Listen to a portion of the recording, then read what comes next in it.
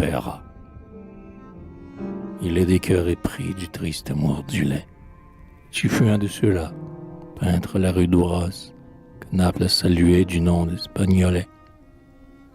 Rien ne put amollir ton âpreté féroce, et le splendide azur du ciel italien n'a laissé nul reflet dans ta peinture atroce.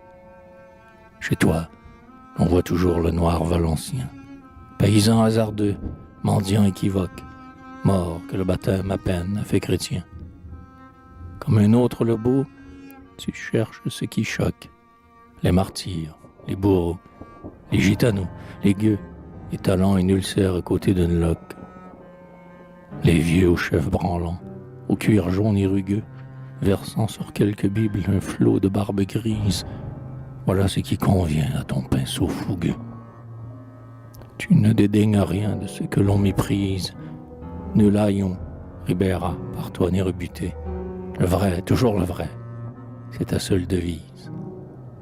Et tu sais revêtir d'une étrange beauté ces trois monstres abjects et froids de l'art antique, la douleur, la misère et la caducité. Pour toi, pas d'Apollon, pas de Vénus pudique, tu n'admets pas un seul de ces beaux rêves blancs, taillés dans le Pars ou dans le Pentélique. Il te faut des sujets sombres et violents, où l'ange des douleurs vide ses noirs calices, où l'âge s'émousse au bio ruisselant. Tu sembles enivré par le vin des supplices, comme un César romain dans sa pourpre insultée, comme un victimaire après 20 sacrifices.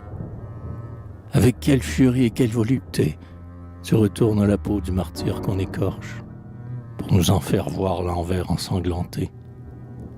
Au pied des patients, comme tu mets la torche, dans le flanc de Caton, comme tu fais crier, la plaie, affreuse bouche ouverte comme un porche. D'où te vient, Ribera, cet instinct meurtrier? Quelle dent t'a mordu? Qui te donne la rage pour tordre ainsi l'espèce humaine et la broyer? Que t'a donc fait le monde? Et, dans tout ce carnage, quel ennemi secret de tes coups poursuis-tu? Pourtant de sang versé, quel était donc l'outrage? Ce martyr, c'est le corps d'un rival abattu. Et ce n'est pas toujours au cœur de Prométhée que fouille l'aigle fauve avec son bec pointu. De quelle ambition du ciel précipité, de quel espoir traîné par des coursiers sans frein, ton âme de démon est-elle agitée? Qu'avais-tu donc perdu pour être si chagrin? De quel amour tourné se composaient tes haines? Et qui jalousais-tu, toi, peintre souverain? Les plus grands cœurs, hélas, ont les plus grandes peines. Dans la coupe profonde, il tient plus de douleur, si elle se venge ainsi sur les gloires humaines. Un jour, las de l'horrible et des noires couleurs, tu voulus peindre aussi des corps blancs comme neige, des anges souriants, des oiseaux et des fleurs, des nymphes dans les bois que le satyre assiège, des amours endormis sur un sein frémissant, et tous ces frais motifs chers au moelleux corrège. Mais tu ne sus trouver que du rouge de sang, et quand du haut des cieux apportant l'auréole, sur le front de tes seins, l'ange de Dieu descend. En détournant les yeux, il la pose et s'envole.